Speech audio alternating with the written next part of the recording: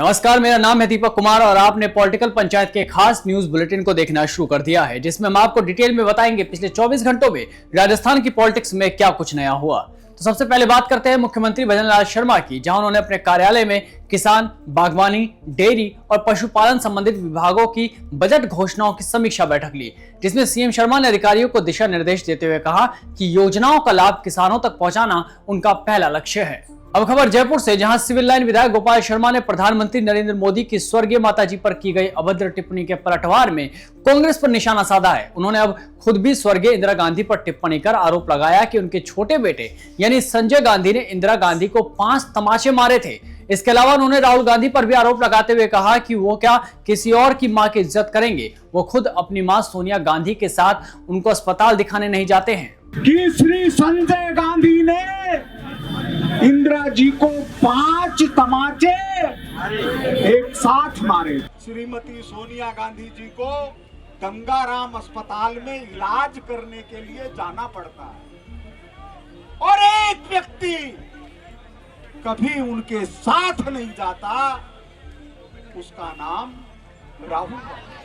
अब बात करते हैं राजस्थान विधानसभा की, जहां पर पक्ष और विपक्ष में स्मार्ट मीटर को लेकर जमकर हंगामा देखने को मिला। दरअसल कानून मंत्री जोगाराम पटेल सदन में कांग्रेस के वॉकआउट करने के बाद बोलते हैं कि स्मार्ट मीटर की योजना कांग्रेस ने अपने समय में शुरू की थी और अब वो बनावटी घड़ियाली आंसू बहाकर अपने ही दोष छुपा रहे हैं। स्मार्ट मीटर की योजना इनके कार्यकाल में इन्होंने शुरू की और सिर्फ बनावटी घड़ियाली आंसू बहाकर अपने ही दोष को छिपा करके ये बेईमानी करना, ये कांग्रेस की फितरत में हो गया है, इसलिए हम इसको कंडेम करते हैं। मंत्री जी की इन बातों पर नेता प्रतिपक्ष टीकाराम जूली को गुस्सा आ गया और वो भड़क उठे। उन्होंने जोगाराम पटेल को जवाब देते हुए कहा कि पीठ पीछे चोरों की तरह बोलते हो, दम है तो आमने सामने बोलो। हम बहिर्गमन करते हैं तो पीछे से चोरों की तरह बात करते हो, सामने बात करो, सामने बोलो। जाने के बाद में बोलते हो, जाने के बाद बोलते हो, हिम्मत है तो सामने बोलो।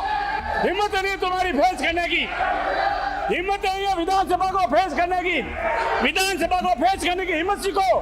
हालांकि टीकाराम जूली के बयान के बाद उद्योग मंत्री राज्यवर्धन सिंह राठौड़ ने हंसकर पलटवार करते हुए टीकाराम जूली को जवाब दिया, आपके जाने के बाद सदन चुप तो नहीं रहेगा, हम तो अपनी बात रख रहे थे लेकिन आप मैदान छोड़कर चले गए थे। जब आप यहाँ से गए तो ये उम्मीद तो नहीं कर सकते ना कि सदन चुप रहेगा। हम तो अपनी बात रख रहे थे लेकिन आप मैदान छोड़ के चले गए थे। अगर आप यहाँ रहते तो आपके सामने बात होती।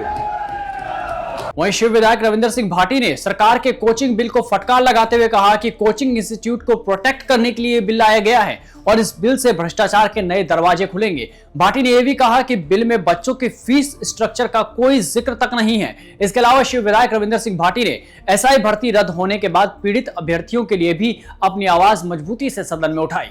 जो पूंजी थी उनको लगा के जो नौकरी लगे, जो साधारण बच्चे थे, जो ग्रामीण परिवेश से आने वाले थे, उन सभी की हत्या आप लोगों ने की है। आपके हाथ भी रंगे हुए हैं। मैं तो इस सदन के माध्यम से समाप्त कीजिए। सभापति महोदय, मैं आपके माध्यम से मांग करना चाहूंगा कि जो विद्यार्थी, जो अभ्यर्थी जिनका कोई कसूर नहीं है, तो उन्हें आप उनके साथ न्याय करें, उनको पूरे तरीके से न्याय मिलना चाहिए। वहीं राजस्थान के पूर्व डिप्टी सीएम सचिन पायलट और नेता प्रतिपक्ष टीकाराम जूली और कांग्रेस के विधायकों ने झालावाड़ के सरकारी स्कूल हादसे में जान गंवाने वाले मासूम बच्चों को विधानसभा में श्रद्धांजलि नहीं देने पर विरोध प्रदर्शन किया। हाथ में तख्तियां और भुजाओं में काली पट्टी बांधकर कांग्रेस ने सरकार का जमकर विरोध किया। साथ ही शिक्षा मंत्री इस्तीफा दो के नारे भी लगाए।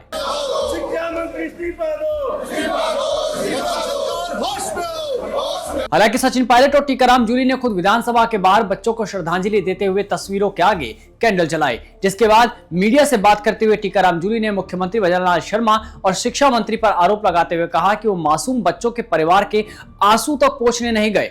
इसके अलावा उन्होंने कहा यह कोई हादसा नहीं बल्कि सिस्टम द्वारा किया गया मर्डर है। ये हादसा नहीं है, हत्या है, सिस्टम के द्वारा की गई हत्या है, ये मर्डर है। और ये संवेदनहीन सरकार, शिक्षा मंत्री तक वहां स्कूल नहीं गए, मुख्यमंत्री तक उस परिवार के आंसू पोंछने नहीं गए। वहीं दूसरी ओर सचिन पायलट ने मासूम बच्चों को सरकार द्वारा विधानसभा में याद ना करने पर काफी चिंता जताई है, जिसके बाद सचिन पायलट ने सरकार पर तंज कसते हुए कहा कि सारा दोष केवल नेहरू का है। इसके अलावा उन्होंने क्या कुछ कहा, सुनिए। वो तो कह रहे हैं कि जब पिछली कांग्रेस सरकार ने तो फिर जो भी अतिवृष्टि हो रही है, फसल खराब हो रही है, सब नेहरू जी ने कराई है, राजीव जी ने कराई है। 11 साल से केंद्र सरकार है, 2.5 साल आपको हो गए हैं, आपने क्या किया 2.5 सालों में? आत्मविश्वास रख के आप वेट करोगे कोर्ट कब आदेश देगा, अधिकारी कब मानेंगे, संपत्ति कब मिलेगी, दिल्ली से जब संकेत होगा तब जाके हम काम करेंगे। अब बात करते हैं नागौर सांसद हनुमान बेनीवाल की, जहां वो आए दिन फटकार लगाने को लेकर चर्चा में बने रहते हैं। मंत्री हो या संतरी, वो किसी को भी सुना देते हैं। इस बार बेनीवाल ने पुलिसकर्मी को सबके सामने फटकार लगाई। बेनीवाल का आरोप है कि पुलिस वाले ने शराब पी रखी थी और वो मंच पर आ गया, जिसके बाद उनका ये वीडियो खूब वायरल हो रहा है। भाई पर नीचे तो समझ में आती क्या? नशा करके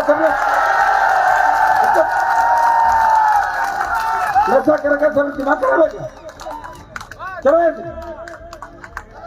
इससे पहले भी हनुमान बेनीवाल ने नागौर में जनता को चिढ़ाते हुए कहा था कि क्या तुमने कोई नेता नहीं देखा, कोई हेलीकॉप्टर नहीं देखा? क्या कभी नेता नहीं देखा क्या? ये हेलीकॉप्टर नहीं देखा तुमने? नहीं देखा ना? हाँ तो बोलो देखा है, पहले भी लाया था और लाऊंगा और लाऊंगा। अब बात करते हैं एसआई भर्ती रद्द और शिव विधायक रविंदर सिंह भाटी की। दरअसल एसआई भर्ती 2021 रद्द होने के बाद कई पीड़ित अभ्यर्थी रविंदर सिंह भाटी से मिलने पहुंचे। उनमें से एक ने तो विधायक के सामने हाथ जोड़ते हुए इंसाफ की मांग कर डाली। साथ ही पीड़ित अपने आंसुओं को विधायक रविंदर सिंह भाटी के सामने नहीं रोक पाए।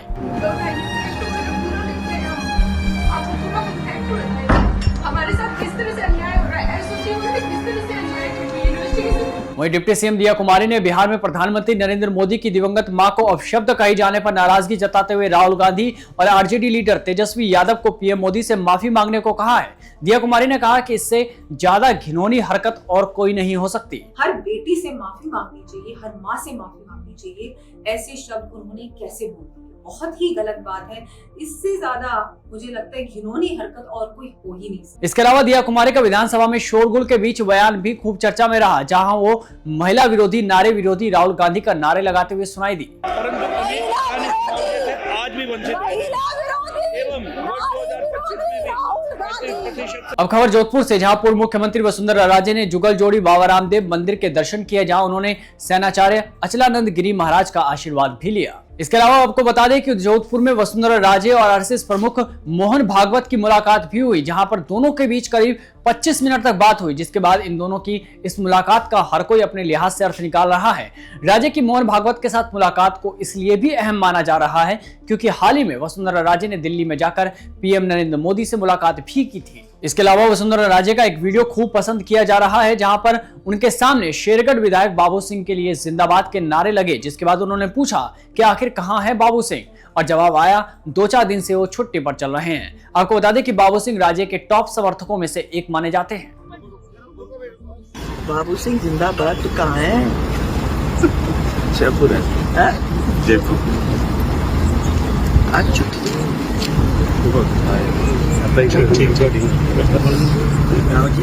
वहीं राजस्थान में हुए एसआई भर्ती 2021 को रद्द करने के सिंगल बेंच के आदेश के खिलाफ चयनित अभ्यर्थियों ने चुनौती देते हुए अब हाईकोर्ट के डिवीजन बेंच में अपील दायर की है। दरअसल ट्रेनी एसआई ने डिवीजन बेंच में एसआई भर्ती रद्द के खिलाफ अपील करते हुए कहा कि ईमानदारी से परीक्षा देने वाले इससे प्रभावित हुए हैं। अब खबर जैसलमेर से, जहां घर के आगे सो रहे युवक पर देर रात धारदार हथियार से बदमाशों ने हमला कर दिया, जिसमें वो गंभीर रूप से घायल हो गया, जिसके बाद युवक को बाड़मेर के अस्पताल में रेफर कर दिया गया। हालांकि बीच रास्ते में ही उसकी मौत हो गई। मृतक का नाम खेत सिंह डांगरी बताया जा रहा है, जो कि फतेहगढ़ का रहने वाला है। दरअसल युवक को हिरण का शिकार करने से रोका गया था, लेकिन वो नहीं माना, जिसके बाद उसकी हत्या कर दी गई। इस पूरी घटना के बाद गांव में दहशत का माहौल बना हुआ है, जिसके बाद पुलिस मामले की जांच में जुटी हुई है। अब बात करते हैं रेप के केस में आजीवन कारावास की सजा काट रहे आसाराम की, जहां पर उन्होंने गुजरात हाई कोर्ट से भी झटका मिला है और कोर्ट ने अंतरिम जमानत बढ़ाने से इनकार कर दिया। इससे पहले जोधपुर कोर्ट में आसाराम ने सरेंडर किया था। दरअसल कोर्ट ने कहा था कि आसाराम की इतनी तबीयत खराब नहीं है कि उनको पैरोल दी जाए। आज के लिए खबरों में बस इतना ही। अगर चैनल पर आप नए हैं और राजस्थान की टॉप खबरों को एक ही बुलेटिन में जानना चाहते हैं तो चैनल को सब्सक्राइब करना ना भूलें, क्योंकि खबरें चलेंगी वही जो होंगी जरूरी।